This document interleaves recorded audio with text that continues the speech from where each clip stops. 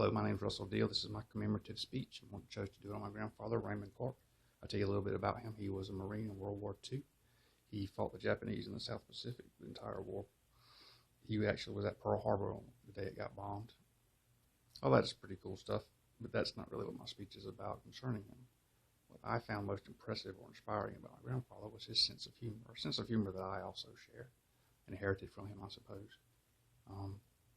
It's a little offbeat.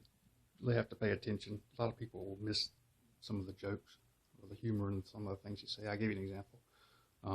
One time I was talking to him on the telephone, and he asked me if I'd gotten my hair cut recently. And I said, well, maybe a couple of days ago. I said, why?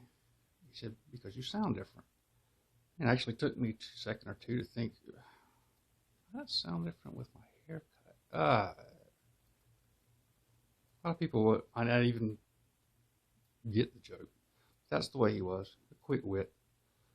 Thing is, as he got older and his body began to deteriorate, his mind always stayed sharp, and so did his sense of humor.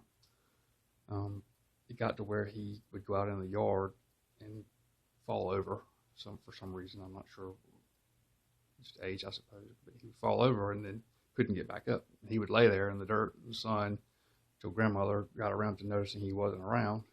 Went looking for him. Of course, she couldn't help him get back up and get in the house, so she would end up calling me a lot of times, which he would still have to lay there until I could get off work or school to come out there and help pick him up. The time I remember was me going out there, and he'd been laying out there for about 4 hours by that point. And I tried to help him up, but I couldn't get him up. Old people get kind of frail, and then when you try to pull on them, it hurts them. Of course, the whole time he kept making jokes and keeping us laughing.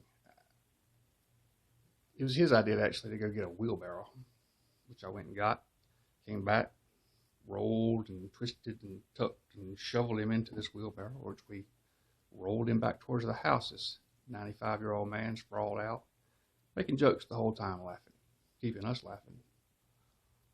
I'm not so sure that I would be able to have a sense of humor in a situation like that. Just the fact that I've been laying out there for 5 hours is one thing. Knowing that you're old, your body's decaying, and you can't do the things you want to do anymore. I guess what I'm trying to get at is the inspiration I get from him is he kept his sense of humor all the way to the grave. I'm not so sure I'd keep my sense of humor last me long enough to graduate OTC. But maybe somehow the gift I inherited from him with a sense of humor, maybe I somehow try to keep that alive. But I can always remember that he did. And that inspires me to try to find humor in the things that I see and do.